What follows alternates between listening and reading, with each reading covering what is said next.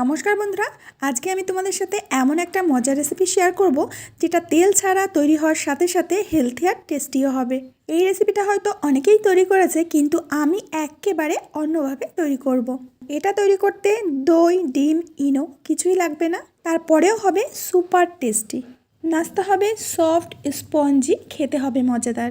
যখনই হাতে খুব কম সময় থাকবে তখনই তৈরি করতে পারবে এই মজার রেসিপি। তাহলে চলো শুরু করি।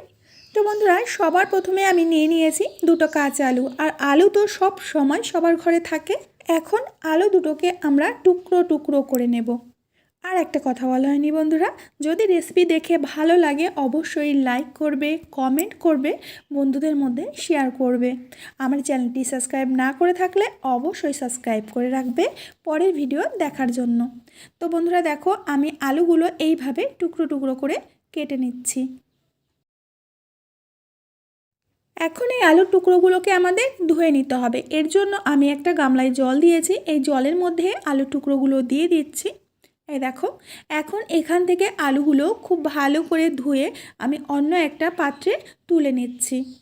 বন্ধুরা, আমি বলবো হাতে যখনই কম সময় থাকবে, সকালে হোক, দুপুরে হোক বা রাত্রে হোক, তোমরা যে কোনো সময় ঝটপট এই নাস্তাটি তৈরি করে ফেলো, খেতে লাগবে অসাধারণ। তো বন্ধুরা, এখন আমি নিয়েছি দেখো একটা গাজর, গাজরের মাঝ বরাবর এইভাবে একটু চিড়ে দিচ্ছি। এখন এর মধ্যে দিয়ে দেব জল। তো এখন আমাদের করতে হবে কি, গ্যাস ওভেনে গামলাটা বসিয়ে দিয়ে গ্যাসটা জ্বালিয়ে দেব। এখন এগুলোকে আমি ঢাকা চাপা দিয়ে সিদ্ধ করে নেব। তো চলো এখন অন্য কাজ করে ফেলি। একটা বাটির মধ্যে দিয়ে দিচ্ছি এই বাটির এক বাটি জল, আর সাথেই দিয়ে দেব অর্ধেকটা লেবুর রস। লেবুর অর্ধেক রস পুরোটাই দিয়ে দিতে হবে। তো চেপে চেপে আমি রসটা দিয়ে দিলাম। আর দেখো জলের মধ্যে বীজগুলো পড়ে গেছে, তো বীজগুলো এখন আমাদের তুলে নিতে হবে।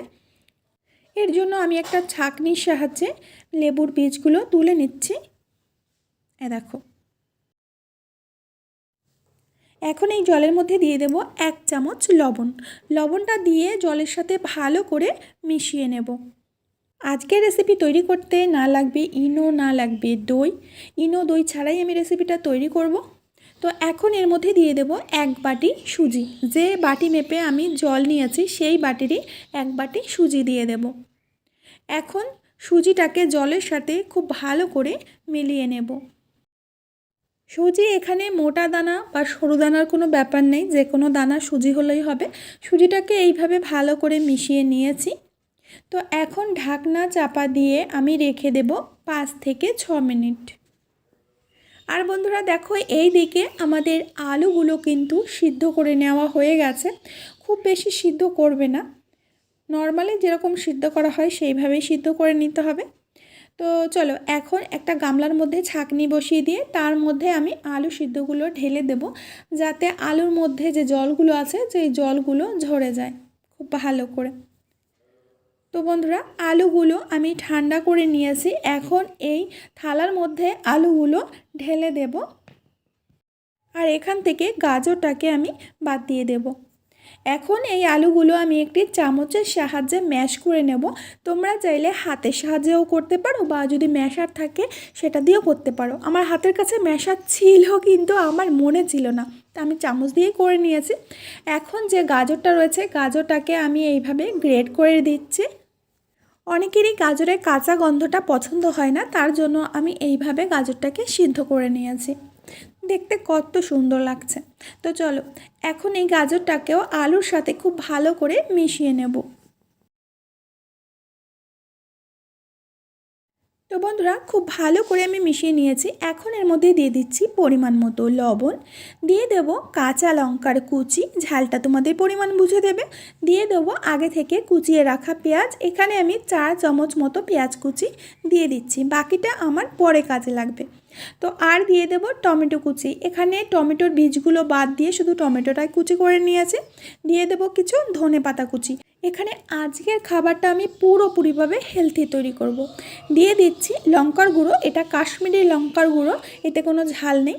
আর অর্ধেকটা লেবুর রস দিয়ে দিচ্ছি যাতে আমাদের আলু মাখাটা বেশ চটপটা হয় খেতে।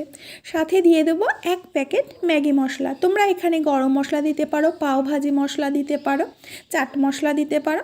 আমি ম্যাগি মশলা দিয়ে এটা তৈরি করব। এখন আলুটাকে খুব ভালো করে এই সবজি মশলার সাথে মিশিয়ে নিতে হবে। তো আমি চামচটা বাদ দিয়ে হাত দিয়েই মিশিয়ে নিচ্ছি।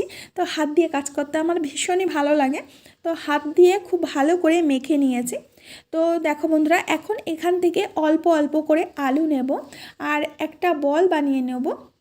প্রথমে হাতের মধ্যে নিয়ে তারপরে এইভাবে চ্যাপটা করে নেব। তো বন্ধুরা, একে একে প্রত্যেকটা আলুর টিকে আমি আগে তৈরি করে নিচ্ছি, দেখা যাক কটা হয় আর আমাদের বাটি কটা হয়।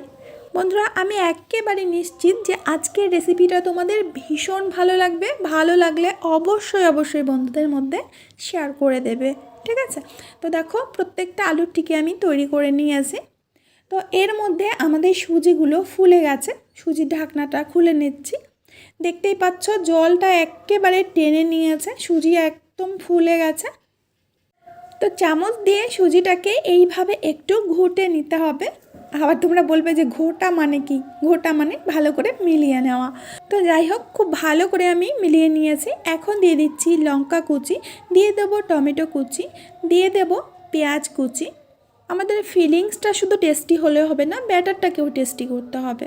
এর জন্য দিয়ে দিচ্ছি আমি ধনেপাতা কুচি। এখন এই উপকরণগুলো খুব ভালো করে ব্যাটারের সাথে মিশিয়ে নিতে হবে। ব্যাটারটা কিন্তু এরকম হলে হবে না, এর থেকে একটু পাতলা করতে হবে। এর জন্য আমি দিয়ে দিচ্ছি ছোট 1 বাটি জল।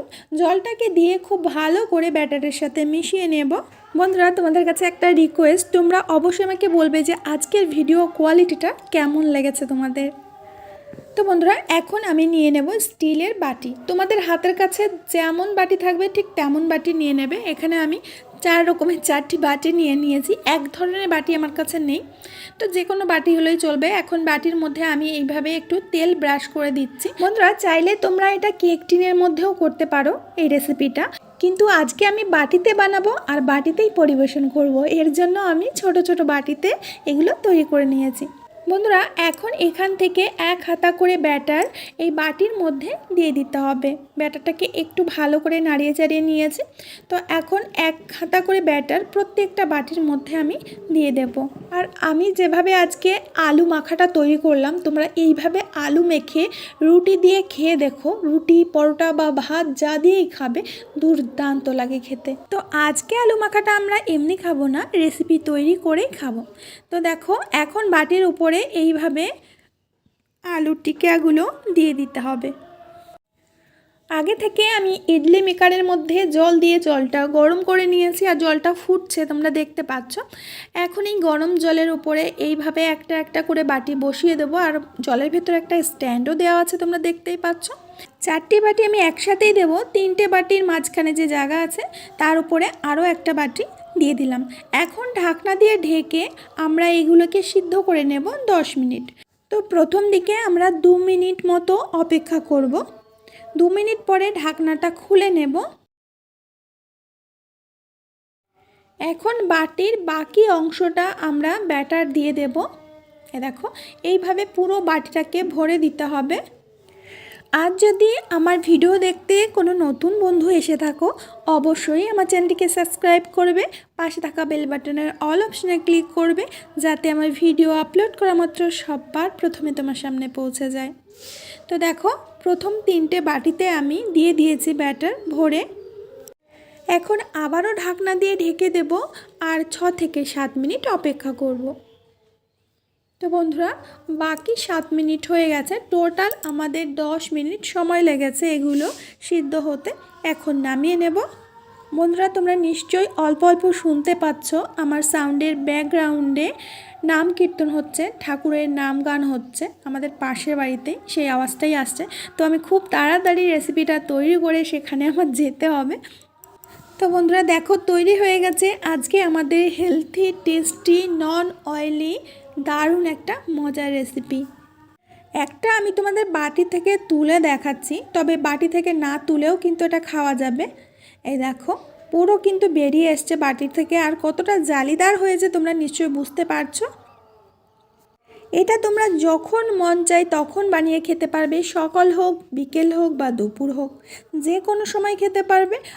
আর আমি বলবো তোমরা এটা বাচ্চাদের প্রত্যেক দিন তৈরি করে দাও। এটা হেলদি হওয়ার সাথে সাথে টেস্টিও আছে, বাচ্চারা অনায়াসেই খেয়ে নিতে পারবে। এখন আমি তোমাদের একটা কেটে দেখাচ্ছি। ছোট চাকুটা খুঁজতে খুঁজতে আমি পাগল হয়ে গেছি, পাইনি খুঁজে, তার জন্য বড় চাকু দিয়েই কেটে দেখাচ্ছি তোমাদের। দেখো, ভেতরটা কিন্তু একেবারে পুড়ে ভরা, একদম সফট, টেস্টি, হেলদি নাস্তা। তোমাদের আশা করছি ভীষণ ভালো লেগেছে আজকের রেসিপি। তো আমার প্রিয় বন্ধুরা, আমি আজ এখানেই বিদায় নেব, আবার দেখা হবে নতুন রেসিপির সাথে। ততক্ষণের জন্য সবাই ভালো থেকো, সুস্থ থেকো, সকলকে সুস্থ রেখো।